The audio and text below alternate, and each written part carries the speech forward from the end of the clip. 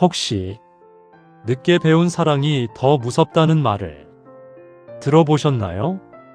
저는 이 말이 무슨 뜻인지 이제야 뼈저리게 알겠습니다. 제가 오늘 들려드릴 이야기는 바로 저 자신의 이야기입니다. 59살에 처음 사랑에 빠져 전 재산과 자존감까지 모두 잃은 참으로 부끄럽고 아픈 기억입니다. 하지만 이 이야기를 나누는 이유는 저와 같은 처지에 계신 분들, 외로움에 지친 중년의 남성분들께 조금이나마 도움이 되길 바라는 마음에서입니다. 제 실수가 여러분께는 교훈이 되길, 그런 마음으로 용기를 내어 펜을 들었습니다. 외로운 59년의 봄날들, 경상북도의 작은 시골 마을, 그곳이 제가 태어나 자란 곳입니다.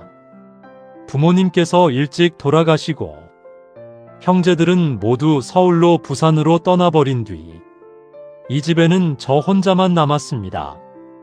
만수야, 언제 장가 갈 거냐? 젊었을 때는 이런 말을 듣기만 해도 귀찮았습니다. 아직 이르다. 좋은 사람 있으면 하지라며 대충 넘겼죠. 그런데 50대가 넘어가니 이런 말을 해주는 사람조차 없어졌습니다. 다들 포기했나 봅니다. 저도 포기했고요. 아침에 눈을 뜨면 텅 빈 집안의 정적이 귓전을 때립니다.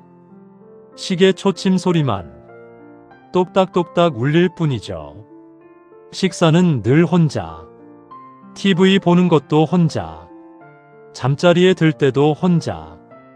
이런 생활이 10년, 20년 계속되니 사람이 점점 말수가 줄어들더군요. 농사일도 예전 같지 않았습니다. 논 몇마지기 지으면서 하루하루를 보내는데 무엇을 위해 사는 건지 모르겠더라고요. 돈을 벌어서 뭘 하겠습니까? 쓸 곳도 없고 물려줄 자식도 없는데 말입니다. 저녁 시간이 가장 힘들었습니다. 마을 사람들은 가족들과 둘러앉아 저녁을 먹는데 제 집만 불빛이 외롭게 하나 켜져 있죠. TV에서는 연예인들이 연애 이야기를 하고 드라마에서는 사랑하는 사람들이 나오는데 그걸 보면서 혼자 술 한 잔씩 기울이곤 했습니다. 나도 저런 감정을 느껴봤으면. 가끔 이런 생각이 들었습니다. 하지만 이 나이에 무슨 연애냐며 혼자 쓴웃음을 짓곤 했죠. 그런데 그때까지만 해도 몰랐습니다. 이런 외로움이 얼마나 무서운 함정이 될 수 있는지. 2023년 봄이었습니다. 조카가 페이스북이라는 걸 가르쳐 줬어요. 요즘 나이 드신 분들도 많이 하신다면서 핸드폰에 깔아줬더군요. 처음에는 서툴러서 뭘 어떻게 하는지도 몰랐습니다. 그런데 어느 날 갑자기 알림이 왔어요. 리서 님이 메시지를 보냈습니다. 궁금해서 눌러봤더니 외국인 여자 사진과 함께 한국어 메시지가 있더군요. 안녕하세요. 프로필 사진이 너무 멋지시네요. 친구가 될 수 있을까요? 처음엔 당황했습니다. 이런 외국인이 왜 저한테 연락을 하지? 사기 아닌가? 이런 생각이 들었어요. 하지만 호기심이 생기더라고요. 59년 살면서 외국 여자가 저한테 말을 건 적이 한 번도 없었거든요. 조심스럽게 답장을 보냈습니다. 안녕하세요. 누구십니까? 그러자 곧바로 답장이 왔어요. 저는 리서예요. 미군 간호사로 일하고 있어요. 한국을 너무 사랑해서 한국어를 배우고 있답니다. 외로워서 한국 친구를 찾고 있었어요. 사진을 보니 정말 예쁘더군요. 금발에 파란 눈, 흰색 간호사 유니폼을 입고 환하게 웃고 있는 모습이었습니다. 제가 젊었을 때 영화에서나 봤던 그런 미인이었어요. 그날부터 매일 메시지가 오갔습니다. 리서는 정말 다정했어요. 굿모닝, 만수씨. 오늘도 좋은 하루 되세요. 밥은 드셨어요? 몸 건강히 챙기셔야 해요.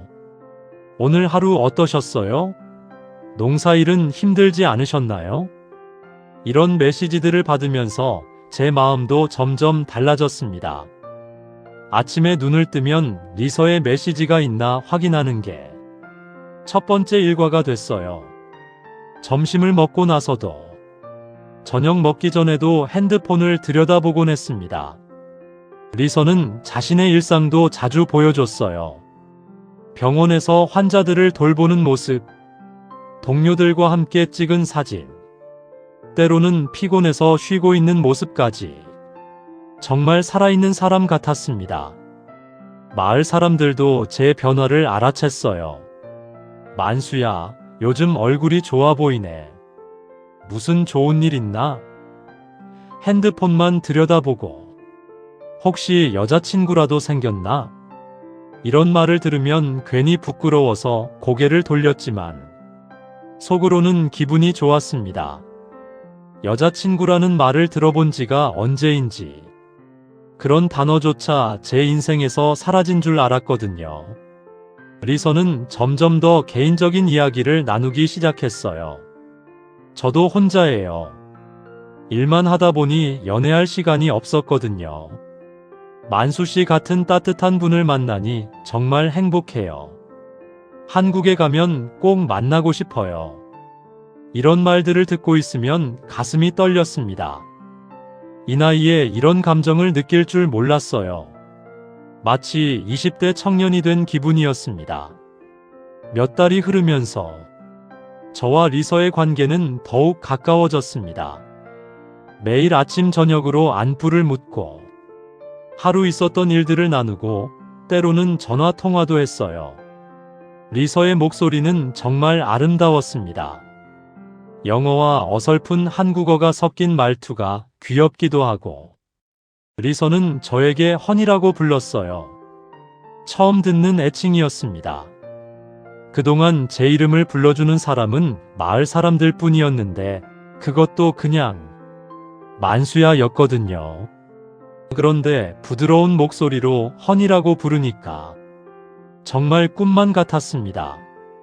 농사일을 하면서도 리서 생각에 빠져 있곤 했어요. 논에서 일하다가도 핸드폰에 메시지가 오면 허겁지겁 달려가서 확인했죠. 마을 사람들이 이상하게 쳐다봐도 신경 쓰지 않았습니다. 리서가 한국에 오면 어디부터 구경시켜줄까? 결혼하게 되면 이 집을 어떻게 꾸며야 할까? 이런 생각들로 머릿속이 가득했어요. 오랫동안 잊고 지냈던 미래에 대한 희망이 생겼습니다. 혼자 늙어 죽을 거라고만 생각했는데 이제는 따뜻한 가정을 꿈꾸게 됐죠. 리서도 저에 대한 마음을 자주 표현했어요. 당신을 만난 게 제 인생 최고의 행운이에요. 당신과 함께하는 미래를 상상하면 너무 행복해요. 빨리 한국에 가서 당신을 안아보고 싶어요. 이런 말들을 듣고 있으면 가슴이 뛰어서 잠을 이루지 못할 때도 있었습니다.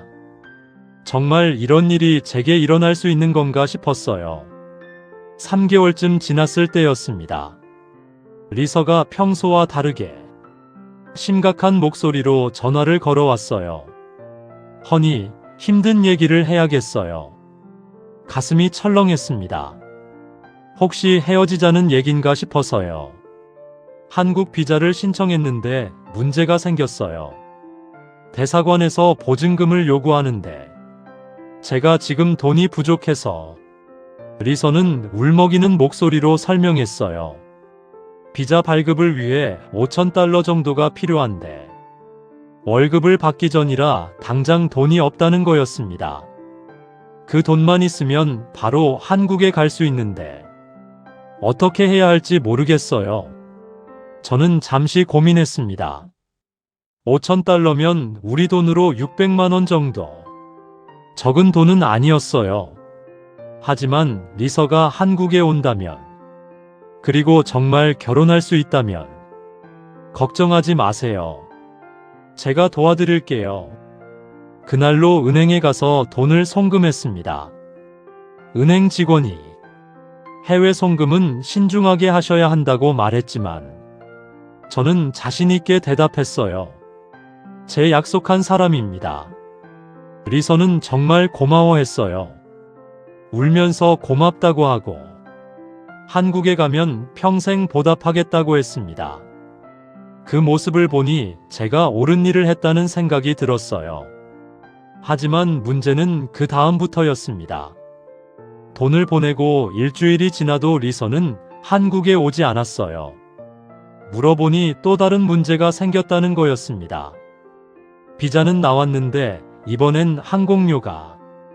그리고 엄마가 갑자기 아프셔서 병원비가 필요해요. 이번엔 3,000달러가 더 필요하다고 했어요.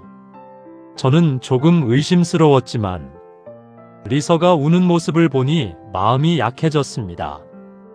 엄마는 저 혼자 돌봐야 해요. 아버지는 일찍 돌아가셨거든요.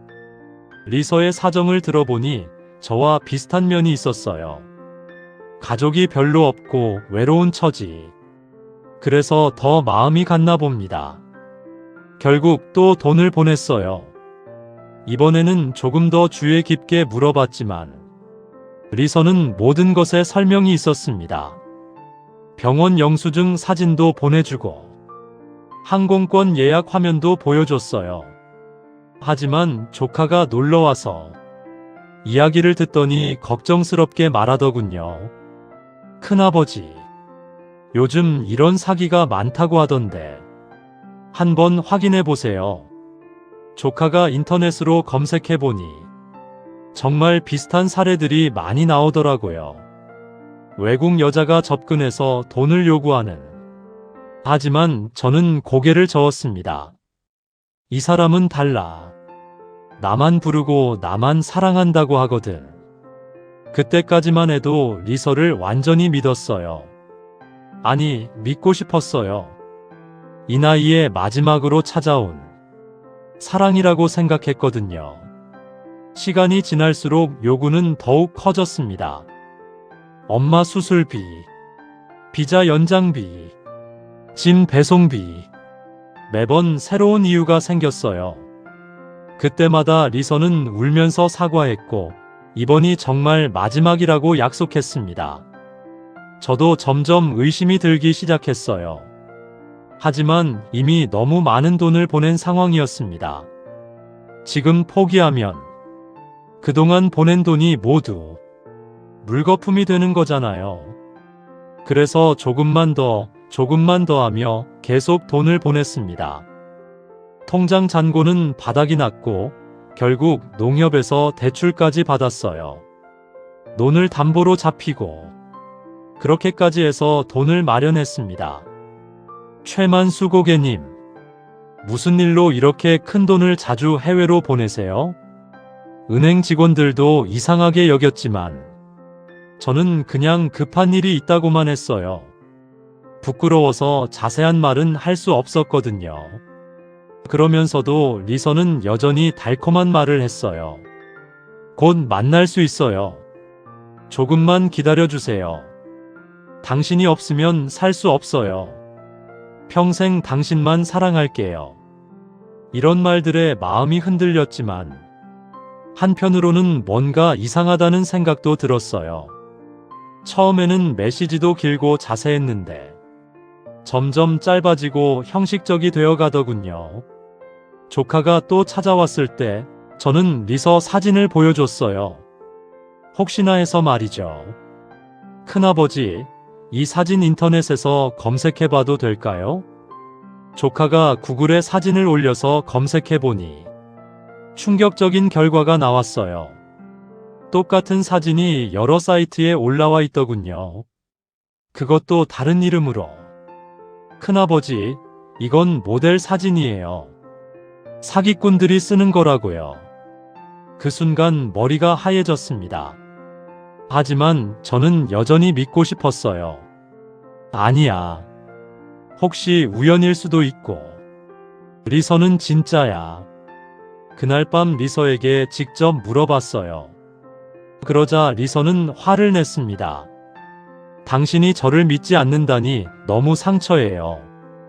그런 식으로 생각한다면 더 이상 만날 수 없어요. 이런 말을 들으니 제가 잘못했나 싶었어요. 사과하고 또 돈을 보냈습니다. 총 8천만 원 정도를 보냈을 거예요. 그러던 어느 날 리서가 보낸 사진 한 장에서 이상한 점을 발견했어요. 배경에 한글 간판이 살짝 보이더군요. 한솥도시락이라는 글자가 한국에 있다는 건가? 재빨리 조카에게 연락했어요. 조카가 그 사진을 자세히 분석해보니 서울 어딘가에서 찍은 사진이 분명하다고 하더군요. 큰아버지, 이제 확실해졌어요. 범죄자들이 한국에 있는 거예요. 그날 저와 조카는 서울로 올라갔습니다. 경찰에 신고하고 사진 속 위치를 추적해서 주소를 알아냈어요. 마포구의 허름한 원룸이었습니다. 떨리는 마음으로 초인종을 눌렀어요. 문이 열리자 나타난 것은 20대 후반으로 보이는 한국 여자였습니다. 사진 속의 리서였어요. 누구세요? 그 여자가 몹시 당황했지만 저는 더 당황했습니다. 몇 달 동안 사랑했던 리서가 바로 앞에 있었거든요. 하지만 현실의 그녀는 사진과 너무 달랐어요. 방 안으로 들어가 보니 더 충격적인 모습이 기다리고 있었습니다. 노트북 여러 대가 켜져 있고 20대 남자 둘이 앉아서 뭔가를 작업하고 있었어요. 벽에는 피해자들의 이름과 송금 내역이 빼곡히 적혀 있었습니다. 제 이름도 있었어요. 최만수 8천만 원 송금 완료. 그 순간 무릎이 풀렸습니다. 정말로 사기당한 거였어요. 곧이어 신고를 받고 온 경찰들이 도착했습니다. 방 안의 사람들은 모두 체포됐어요. 리서 역할을 했던 여자는 김모 씨로 28세 한국인 여성이었고 남자들은 조직의 운영진이었습니다. 이 조직이 피해를 입힌 돈이 총 20억 원 정도 됩니다. 피해자만 300명이 넘어요. 경찰의 말을 듣고 있으니 허탈했습니다. 저만 당한 게 아니라 수백 명이 저와 같은 피해를 입었다는 거죠. 그 중에는 저보다 더 많은 돈을 잃은 사람도 있었고 집까지 팔아서 돈을 보낸 사람도 있었어요. 범인들은 잡혔지만 돈을 회수하기는 어려울 것 같습니다. 이미 해외로 빠져나간 것들이 많아서요. 경찰의 말에 마지막 희망마저 꺾였습니다. 8천만 원. 제 평생 모은 돈이 모두 사라진 거였어요. 김모 씨는 조사 과정에서 말했어요. 처음에는 죄책감이 있었어요. 하지만 돈이 너무 쉽게 들어오니까 외로운 중년 남성들을 타겟으로 하면 성공률이 높다고 해서 이런 말을 들으니 분노보다는 허무함이 더 컸어요. 제 외로움이 범죄자들에게는 돈벌이 수단이었던 거죠. 서울에서 마을로 돌아가는 길은 너무나 멀게 느껴졌어요. 조카가 계속 위로해줬지만 마음이 무거웠습니다. 큰아버지, 너무 자책하지 마세요. 누구라도 그럴 수 있어요. 하지만 저는 제 자신이 한심했어요. 59살까지 살면서 이런 기본적인 것도 못 보다니. 주변 사람들의 경고도 무시하고 마을에 도착하자 이웃들이 모여들었어요. 소문이 이미 퍼졌더군요. 만수야, 사기당했다면서? 괜찮나? 돈은 얼마나 잃었어? 부끄러웠지만 숨길 수도 없었어요. 솔직하게 말했습니다. 사람들은 안타까워했지만 뒤에서는 그럴 줄 알았다는 말도 들렸어요. 그날 밤 저는 페이스북을 비롯한 모든 SNS를 삭제했어요. 핸드폰도 예전처럼 전화만 받는 용도로 돌려놨습니다. 다음 날 아침부터 다시 논으로 나갔어요. 몇 달 동안 제대로 돌보지 못해서 잡초가 무성했지만 오히려 마음이 편했습니다. 이게 제자리구나 싶었어요. 농협에서 받은 대출은 앞으로 몇 년간 갚아야 합니다. 돈을 좀 더 늘려서 소득을 올려야겠어요. 다행히 건강은 아직 괜찮으니까. 마을 사람들도 처음에는 수군거렸지만 시간이 지나면서 자연스럽게 받아들이더군요. 오히려 더 친근하게 대해주는 사람들도 있어요. 만수야, 고생했다. 이제 마음 편히 해. 이런 말을 들으면 가슴 한편이 따뜻해집니다. 사기를 당하고 나서 많은 걸 깨달았습니다. 첫 번째는 외로움이 얼마나 무서운 감정인지였습니다. 외로우면 판단력이 흐려지고 사람 말이 아닌 감정에 끌려가게 됩니다.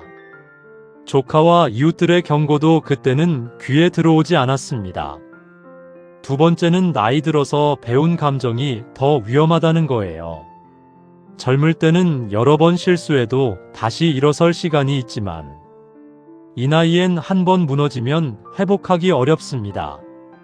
사랑도 돈도 무엇보다 스스로에 대한 믿음이 무너집니다. 세 번째는 인터넷 세상의 잔인함이었어요. 사진 한 장, 메시지 몇 줄만으로 사람을 믿고 제 마음을 열어버린 게 얼마나 위험한 선택이었는지 이제야 알겠습니다. 그리고 가장 후회되는 건 주변 사람들의 조언을 무시한 거예요. 조카도 은행 직원도 마을 사람들도 다 걱정해줬는데 제가 너무 고집을 부렸습니다. 그때 귀 기울였더라면 지금 제 통장도 제 마음도 이렇게 텅 비지 않았을 텐데 말이죠. 사건 이후 경찰서에서 다른 피해자들을 만났습니다. 놀라웠던 건 저와 비슷한 처지에 중장년층 남성들이 대부분이었다는 거예요. 아이고, 형님도 당하셨어요? 서로 눈을 마주치자 부끄럽고 또 서글퍼서 고개가 절로 숙여졌습니다. 그중 62살 최 씨라는 분은 무려 2억 원을 잃었다더군요. 부인이 돌아가신 후 혼자 지내시다가 같은 방식으로 사기를 당했다고 했습니다. 나도 그 여자가 전부였어. 사진도 보내주고 하루도 안 빠지고 전화했거든. 그분의 눈가가 벌겋게 달아올랐습니다. 그날 경찰서 대기실에는 말없이 앉아있는 사람들이 여럿 있었어요. 누구는 억울해서 울고 있었고 누구는 분노에 손을 부들부들 떨고 있었습니다. 그 모습을 보니 제 가슴이 더욱 먹먹해졌습니다. 아, 나만 당한 게 아니구나. 이게 정말 사회 문제구나. 집으로 돌아오는 버스 안, 창밖으로 스쳐가는 논두렁을 보며 깊이 생각했습니다. 우리 모두가 외롭고 누군가의 따뜻한 말 한마디에 기대고 싶었던 사람들이었습니다. 하지만 그 외로움이 결국 우리를 같은 함정으로 끌어넣은 거죠. 마을에 돌아와 저는 스마트폰에서 모든 메신저를 지웠습니다. 그리고 오랜만에 회관에 나가 이웃들과 된장찌개 한 숟가락을 나눠 먹었습니다. 그 순간 마음 한켠이 조금은 따뜻해졌습니다. 외로움은 혼자 견뎌야 할 때도 있지만 그 외로움을 팔아넘기는 사람들에겐 속지 맙시다. 로맨스 스캠. 더 이상 남의 일이 아닙니다. 당신의 부모님, 형제, 친구일 수도 있습니다. 이번 사연을 듣는 시간이 유익하셨다면 구독, 좋아요, 알림 설정을 꾹 눌러 응원해주세요. 여러분의 공감과 응원이 저에게는 큰 힘이 됩니다. 감사합니다.